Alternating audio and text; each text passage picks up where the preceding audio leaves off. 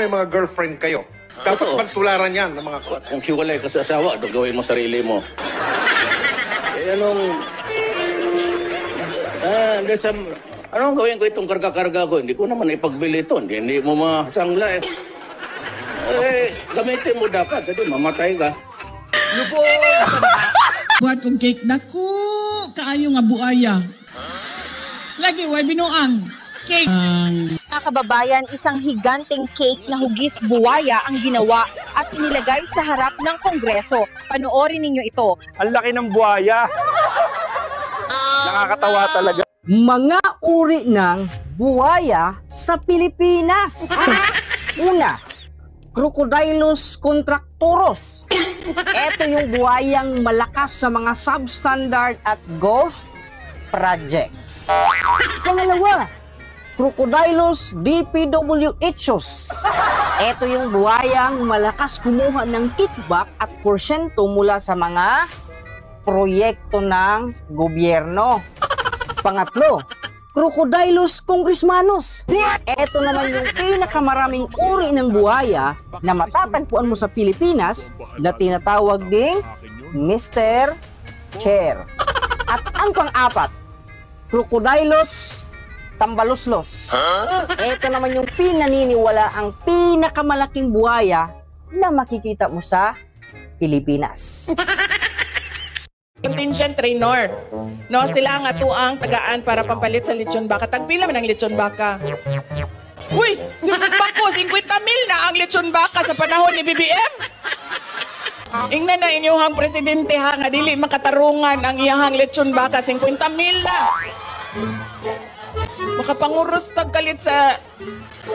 Tagpila tinuod ang lechon baka. 50 yun? Dili pa ka congressman, kurap ka na ha.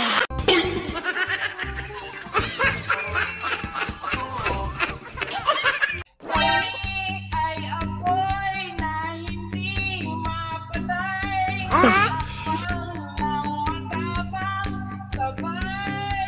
Yeah! Gaw ng bayan, lumaban na. Mga sakim, durugin na. Yeah! Alright, welcome back to my channel. And today, patuloy tayo sa ating mga funny political videos. At yun po ang kanta ni BP Sara. Na para po yun kay BBM Banga. Yung pinakamalaking buhay.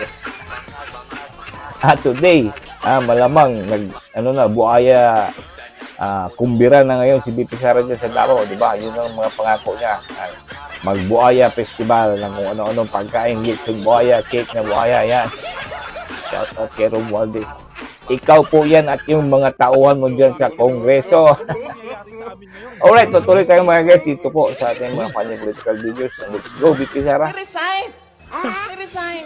Imbis na ilahang ibutang sa detention unit sa House of Representatives para imbestigahan, ilahang gipalakpakan, hawa na diri, kay madakpan ka. Gipalakpakan nila. Yung pagkahuman, nga sila gikambyo. Unyang pagkahuman, ang ilahang gikambyo, siya manggihapoy ni Pili. The third diba? O iyahang igagaw. O iyahang pag-umangkon. So, mauna na siya ang kahintang sa House of Representatives. Wala mang po'y bad word na gisulti sukat ganina, no? Wala. pati si Mimi. Ulat yan. At si BP Sara sa 1.5 million lang na pera at si Duterte na ipinakulong ninyo na pinakamagaling na ipangulo natin ngayon ang House of Representatives at ang Senado, pati ang mga pulis. Dinahamon namin kayo na hanapin ninyo ang mga politikong kumakain sa kaba ng bayan habang kami ay nalulunod sa kahirapan. Makakatulong pa ba ito para makinig ang gobyerno? Sana, yan ang dasal natin lahat, 'di ba? Dahil ayaw natin ng kaguluhan, tsaka ayaw natin yung mga tao pumupunta sa lansangan dahil naaabala sila, naaabala yung mga hindi sumasali. Pero siguro ito na talaga yung paraan para ba marinig nila dahil malamang siguro pag isang boses lang tulad ko, boses ko lang, isasabihin lang nila, ay hindi, politika lang yan.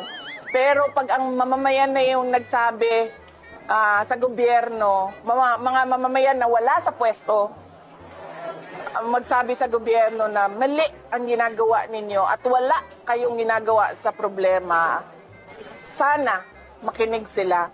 Yung pera, mga kumpadre, yung kalahati lang ibibigay natin. Tapos yung kalahati ay paghahati-hatian natin. Sana all. Yung pera na pangpatayo sana ng mga paaralan at hospital ay pinaghati-hatian nila. Ang kakapal ng mukha. Nako, isiniwalat na ni Madam yung mga ginawa natin. Kailangan unahan na natin siya. Bilisan na natin ang pagpapa-impeach sa kanya. Pag sinasabi ko, walang justisya ang ginagawa natin, you are not following the rule of law. Tinanggal nila ako sa Justice Committee. Kasi i-impeach nila yung Vice President. Para hindi na ako siguro makasali, tinanggal nila ako sa Justice Committee. Ang sabi ko sa kanila, yun ang akala nyo. Subok-subukan ninyo na i-impeach ang Vice President.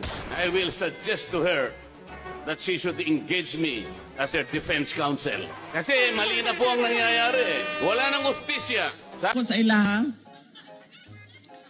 Nagpabuhat kong cake sa Davao. Tanawan ninyo sa picture karong Domingo. Nagpabuhat kong cake. Naku, kaayo nga buaya. Lagi, way binuang. Cake. Amo tong ialay sa mga congressman sa House of Sa inyong lahat, ito po ang disaster response ng Office of the Vice President. Pero sabi ng mga buayang, mga kaliwang grupo, mga bangag, mga pinklawan, dilawan, wala daw pong ginawa si BP Inday Sara. Wala naman talaga siyang ginagawa kundi magpaabot ng tulong sa mga nangangailangan nating kababayan. Habang ang mga politikong gabatan na pinamumunuan ni Bangag ay abala sa paggulimbat sa kaban ng bayan. Bilyon-bilyon ang budget ng mga buaya pero kahit ganito, wala ang makita sa kanila. Si BP Sara, tinanggalan pa ng budget pero nagagawa pa niya to. Makikita mo lang ang mga demonyong gawatang politiko na may ganito tuwing eleksyon lang talaga. Pero pagkatapos ng eleksyon, Rolls Royce na, Porsche, Mercedes-Benz, may mansion pa. Kung ako ay pagpiliin mo, pipiliin ko.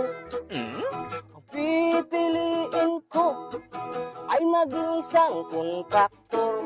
Project dito, project doon. Project na flood control. Minsan ng mga angkol dahil budget ang goal. Kung ako naman ay pagpipiliin mo, ang pipiliin ko. Kung magtrabaho sa DPWH, kubra dito, kubra doon, sa budget na katuon. Bilisan ng mga puon ang pera sa construction. Pasyon para sa mga nangurakot ng budget ng flood control. Ang mga crocodile in quote, flood control budget ay inyong kinurakot. Kaya ang baha ay talagang katakot-takot. Dahil dyan, tutubuan ng tigsa ang inyong mga lubot. Sagot, maayong ginawa kayo. Sila, unahin niyo po ang Ilocos Norte muna. Huwag na tayo lumayo. Dahil yung map, as far as flood control is concerned, at buong Pilipinas, sino naka-corner? Yung mga diskaya. Sila ang contractor nila Alpha and Omega General Contractor and Development Corporation, St. Timothy Construction Corporation. 4 ito sa Ilocos Norte. Paano nila hindi alam ito? Probinsya niya ito. Paano tayo maniniwala ngayon sa kay Presidente?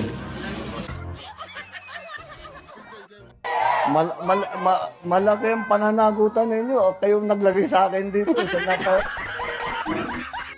Kala ko wak-wak ang itsura. Night, Tatay. Miss you. Alis na kami tayo kasi mag-alas 6 na.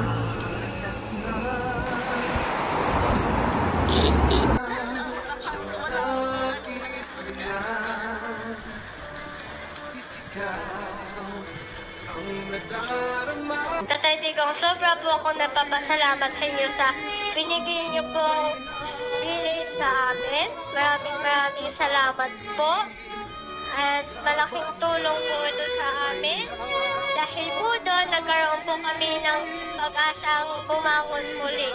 Maraming salamat po, Tatay Digong. God bless you. Wala ko igong ni Anhengari kay gusto magkubakiksamo kung sa wala.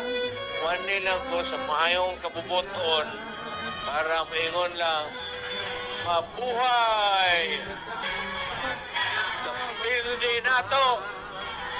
Napildi nato ang kamparan, kagul o kasakit. Mabuhay mo tanan! Ang aking sweldo is 130,000. Dalawa ang pamilya ko.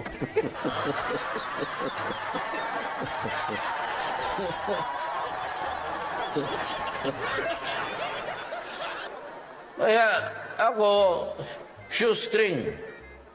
At ako umuwi, nagko-commercial flight ako.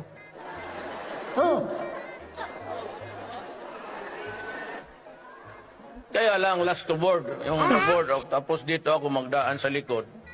Kaya minsan hindi nila alam. Kasi kung malaman, kaya ng isang panahon, nagtakbuhan ng sa likod lahat, ang eroplanong lipad gumanon.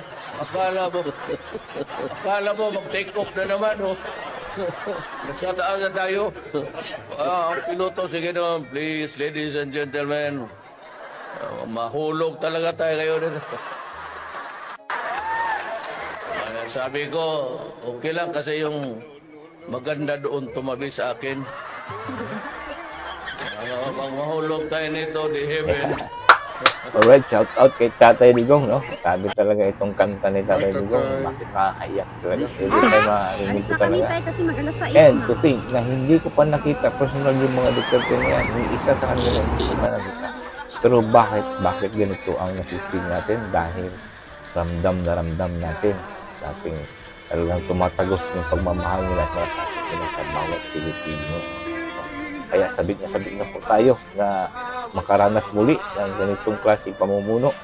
No? Dapat mag-resign na sana itong si Bongbong Bangag para wala na pong gulo. No? Wala na pong magraraling kung kasi itong ding rally nakakagulo nanggugulo itong mga hinayupak na mga kaliwa eh. Ha?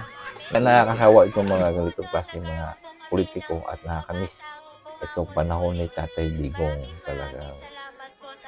Ay nako, Tatay Diggs, no? May God be always with you. Alright, hanggang dito lang tayo mga guys. I hope na-enjoy niyo yung mga video natin dyan, no? Meron pa rin tayong mga upcoming na video. Kaya subscribe kayo dyan. Alright, thank you for watching. God bless you all.